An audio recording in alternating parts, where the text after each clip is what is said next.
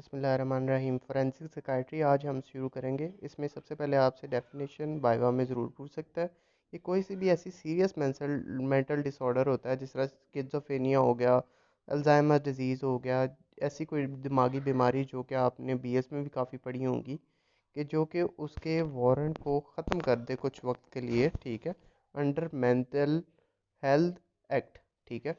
इसमें आगे सेक्शंस आ जाते हैं, सेक्शन 8 है, सेक्शन 11 है, 12 है, 13 है। आगे हम पढ़ेंगे।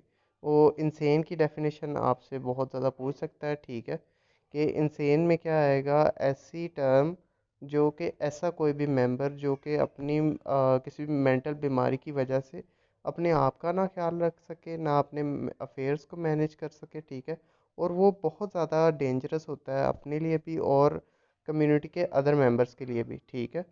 तो इसमें आपको ये याद रखना है कि उसे फॉरेंसिक सॉरी साइकाइट्रिक हॉस्पिटल में आप भेजेंगे या साइकाइट्रिस्ट के पास भेजेंगे। तो साइकाइट्रिस्ट कौन सा मेडिकल प्रैक्टिशनर होता है जिसके पास पोस्ट डिग्री, ग्रेजुएट डिग्री हो या डिप्लोमा उसने साइकाइट्री किया हो, वो मेडिकल काउंसिल से रजिस्टर्ड हो या रिकॉग्नाइज्ड हो, ठीक हो गया। तो हॉस्पिटल वही होगा कि ऐसा नर्सिंग हॉस्पिटल जो कि सिर्फ उसकी ट्रीटमेंट और केयर करे मेंटली इल पर्सन की। मेन बात जो याद करने वाली है वो ये है कि इसमें इंसेन की डेफिनेशन और फोरेंसिक साइकाइट्री की डेफिनेशन ये आपसे पूछ सकता है, ठीक है। मेंटल हेल्थ ऑर्डिनेंस ये 20 फेब से 2011 से लेके यानी कि एक्ट 1992 1993 तक चला था, ठीक है। इसका वैसे कुछ भी नहीं ना, कभी भी नहीं पूछता। इसमें अप्रूव्ड साइकाइट्रिस्ट कौन सा होता है कि वो जिसके पास पोस्ट ग्रेजुएट डिग्री हो और रजिस्टर्ड हो पीएमडीसी से और अप्रूव्ड हो बाय अथॉरिटी, ठीक है। और अथॉरिटी क्या होती है कि जो फेडरल मेंटल हेल्थ अथॉरिटी है, ठीक है। इसमें कोर्ट कौन सी होती है, डिस्ट्रिक्ट कोर्ट होती है, और उसके पास जुरिस्डिक्शन होती है इसकी ऑर्डिनेंस की। मेन बात सिर्फ ये आपको डिस्ट्रिक्ट कोर्ट का पता होना चाहिए और कुछ भी नहीं है। एक दो दोबारा बता रहा हूँ, इंसेन की डेफिनेशन और आपको डिस्ट्रिक्ट कोर्ट का बताना चाहिए। बोर्ड ऑफ विजिटर्स ये आपके पीपीएससी के एग्ज़ाम्स हो गए या कोई भी एग्ज़ाम हो गया, उसमें हमेशा जो चेयरमैन होता है वो जज होता है, उसके साथ दो साइकाइट्रिस्ट हमेशा होते हैं।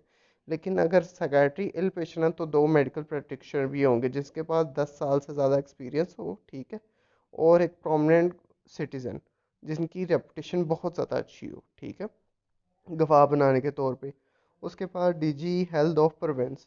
ये सारे मेंबर सिर्फ 2 ईयर्स के लिए नॉमिनेटेड होते हैं, कभी वैसे पूछा नहीं गया। अच्छा, function and powers of the board. इसमें क्या होता है, बोर्ड किसी भी बंदे को एंटर या सस्पेक्ट कर सकती है उसकी साइकाट्री फैकल्टी के लिए, ठीक है। कोई भी उसकी रिस्पॉन्सिबिलिटी उसको देख सकती है, ठीक है। और बोर्ड ही डिसाइड करेगी कि उसका हर साइकाट्रिक पार्ट बिल्कुल पीरियोडिकली ठीक है या नहीं है, ठीक है। उसके बाद उसकी बोर्ड रिकमेंडेशन बनाएगी, ठीक है, टू साइकाट्रिक फैकल्टी, जोन सी आगे हो उसे दोबारा चेक करेगी, ठीक है। अथॉरिटी जोन सी होती है वो पेशेंट को विजिट और इन्वेस्टिगेशन ऑफ एनी फैक्ट, ठीक है, मतलब उसे किसी भी फैक्ट के बारे में उसकी इन्वेस्टिगेशन करवा सकती है।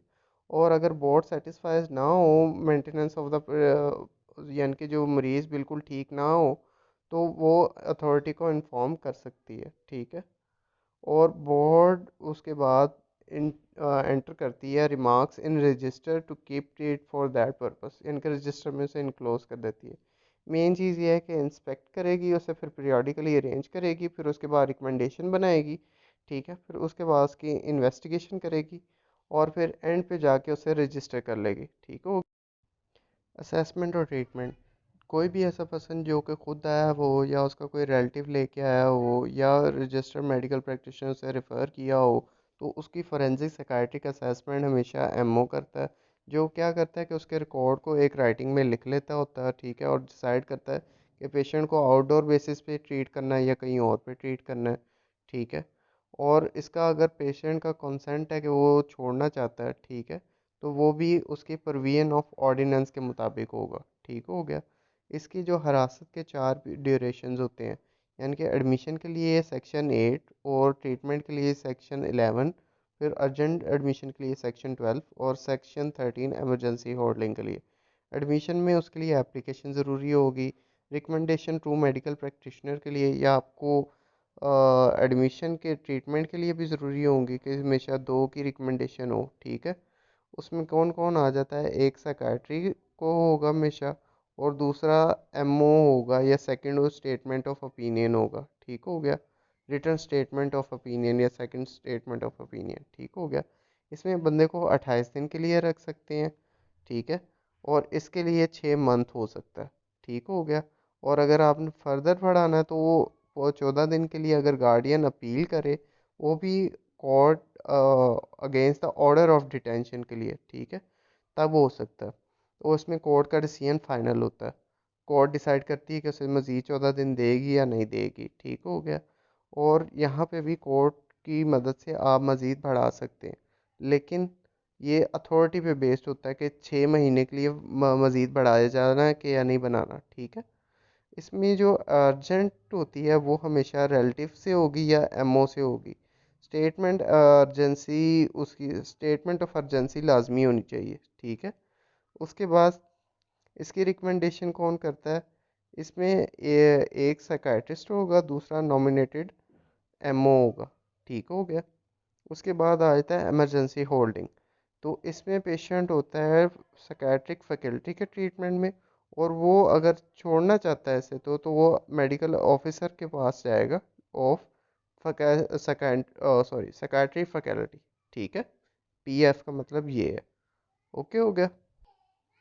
तो इसमें क्या आता है कि अगर पेशेंट को वो होल्ड करना चाह रहा है ना एमओ हॉस्पिटल में, तो उसके पास 3 कंडीशन होनी चाहिए कि पेशेंट कोई ऐसी मेंटल डिजीज़ से सफ़र कर रहा है कि उसके लिए बिल्कुल भी सेफ़ नहीं है कि वो बाहर जा सके, और उसे छोड़ देना चाहिए। मेन चीज़ है मेंटल डिसऑर्डर, ठीक है। उसके बाद आता है कि इस पे बाद उसे कभी भी इमीडिएट मेडिकल रिकमेंडेशन चाहिए होगी, जो कि जल्दी से पॉसिबल नहीं होती, ठीक हो गया।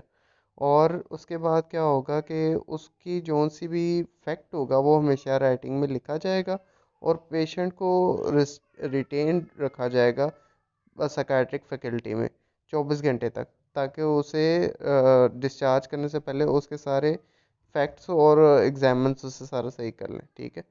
इमरजेंसी पावर क्या है एमओ के पास होती है कि वो कंसेंट अगर ना ले सके तो प्रोफेशनल ओपिनियन की मदद से पेशेंट की लाइफ बचा सकता है, ठीक है।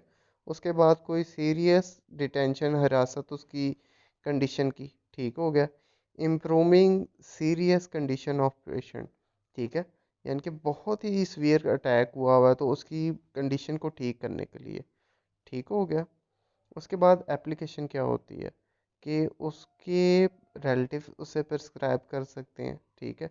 अगर ब्लड रिलेटिव्स नहीं है तो उसके फ्रेंड्स कर सकते हैं। अगर वो भी नहीं है तो कोई भी non available of the relatives, ठीक हो गया, इनके रिश्ते कज़न के कज़न, ठीक हो गया। एप्लीकेशन साइंड होनी चाहिए और वेरीफाइड होनी चाहिए, ठीक हो गया। Mental disorder of patient in public places, अब हम ये करेंगे, ठीक है।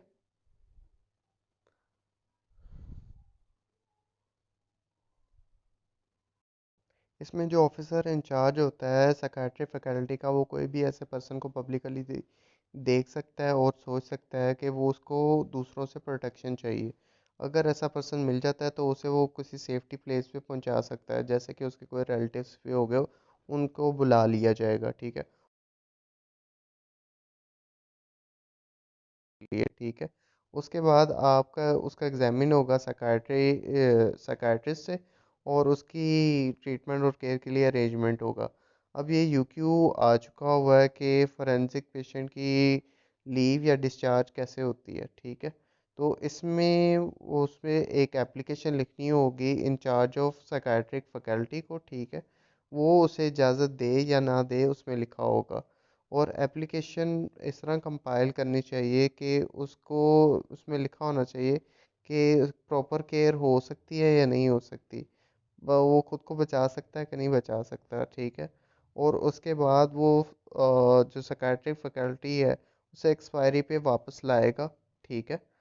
और अगर जो पेशेंट है अगर रिटर्न नहीं हो सकता आफ्टर एक्सपायरी ऑफ लीव, यानी कि एक्सपायरी डेट उसकी ख़त्म हो गई हुई है फिर भी वो नहीं आया, तो उसकी जो रिटर्न नोटिस है वो उसके रिलेटिव ऑफ कस्टडी को ज़रूर देनी चाहिए, ठीक है। अगर नोटिस के बाद फिर भी नहीं आया, ठीक है, तो उसे मजिस्ट्रेट की तरफ आपको बताना होगा, ठीक है, जो कि पुलिस को बताएगा, ताकि वो मरीज़ को दोबारा साइकेट्रिक फैकल्टी में लाया जा सके, ठीक है। इंचार्ज जो होता है फोरेंसिक फैकल्टी का, वो चाहे रिटर्न में डिमांड करे कि वो अप्रोप्रिएट है कि नहीं है पेशेंट, ठीक है, और जो सा एडमिट पर्सन हुआ होता है उसे डिस्चार्ज किया सकता है अगर फोरेंसिक फैकल्टी में एप्लीकेशन दी हो ऑर्डिनेंस के अंडर, ठीक है।